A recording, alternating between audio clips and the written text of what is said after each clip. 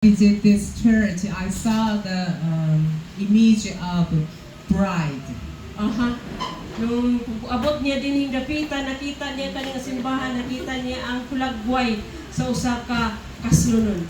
Bride. Yeah, bride is a clothes that like this. Oh, okay. So din siya dapita, no? Nakita niya vision sa iyang pananaw na ay kaslunon din dapita. We are the bride of Christ. Amen. You know, white wedding dress. Wow, amen. So nakasuot sa puti o ng kasal na damit. Okay, this church is the bride of Jesus Christ. Yun yung kasimbahan na kaslunon, bride ni Christ. Okay, lisod ta basig madam. Especially Bride ni Christ. Especially Pastor Wong has a wonderful and kindly heart. So labi na gayud sa inyong Pastor Bong, nga grabe gid kanindot o kasing-kasing. O nindot kaayo ang You are very blessed to see. So, mapanad mo, bulahan ka mo nga nakapastor ka mo ni Pastor Bong ug sa iyang asawa. Yeah, but we every day become a bride clothes. So adlaw-adlaw no. Wear the bride wedding dress. Okay, so adlaw-adlaw ta mahimot ang putli kanunay kay kita man ang bride kinahanglan maputli ta kanunay. Hinlo kanunay ang atong kasing-kasing adlaw. Amen. If I have a sin and I confess to Jesus Christ, it clean my soul, my mind, my body, clean, every day clean. Bride is very clean, lady.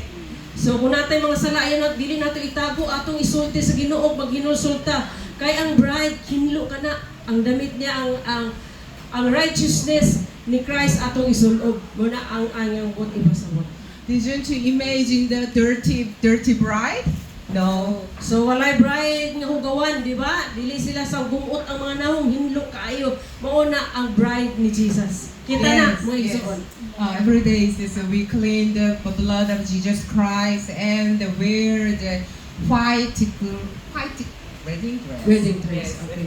So adlaw-adlaw gyud ta magpaputli sa Ginoo, maginulsol o magpakisindurot, makipagsindurot tas Ginoo. Kanunay ta mo duol sa Ginoo adlaw-adlaw sa atong kinabuhi as a bride. Yeah, hallelujah. Hallelujah, palapakan natong Dios. Hallelujah. Words of God, this church for words of God. Isaiah chapter 60 verse 1 and 2. Isaiah chapter 60 verse 1 hanggang 2. Isaiah chapter 60 verse 1 and 2. Pakibasa nini. Read the Bible, Bisaya Bible. 60, 1 and 2, 1. Ikaw basa ni, kay medyo may 60. 60. Okay. Basa. Basahan ni. 1 pero sa 2. Bisaya. O kanang Bisaya, makasabot gid ka pag-ayo. Isaiah chapter 60 verse 1 and 2.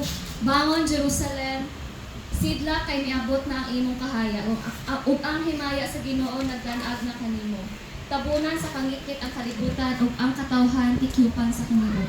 Wow! Palakpakan natong Dios! Hallelujah! Usok palakpak sa Ginoo! Yeah. Hallelujah.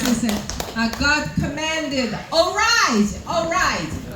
Munang isulti sa Ginoo, tayo, tindog ta. Kung naamoy mga kakulangon sa unang panahon, barog ta sa gahom sa Ginoo. Arise. And next step is to shine. So mag-shine ta sa ato pa, niagi magintag mga pagsulay kani nga simbahan siguro muna nga gihamon ta sa Ginoo nga mubarog gayud ta uban sa atong pagtuo. Amen. As a bride. Everywhere is dark. But this church is light of Jesus Christ. Wow! Amen. Panigila nato yan nakita nga na ang darkness, na ang kangit-ngit. Pero kaning simbahanan nakakita siya nga sisidlak gayud sa taliwala sa kangit-ngit. So, kung kasabot na adiri ang gahom sa Ginoo, presensya sa Ginoo, nagapanlihok sa inyong simbahan. Yeah, every single man is a preach to God, preach to Jesus Christ, and invite this church. Okay, kamo nga mga bride, kamo nga mga anak sa Ginoo, mga gawali kamo sa pangilyo. o mag-invite ka mo itong mga tao wala kailas Ginoo dadon ninyo diri ug musimbang magdaig sa Ginoo. Because this church only light this place.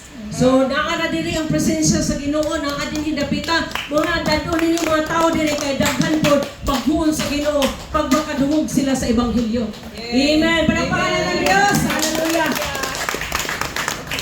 Okay na. So, maura to, iyang sulti. Salamat sa inyong pagkabi-abi ka na mo. God bless us all. Kata na ko ni Pastor Bong, inyong senior pastor.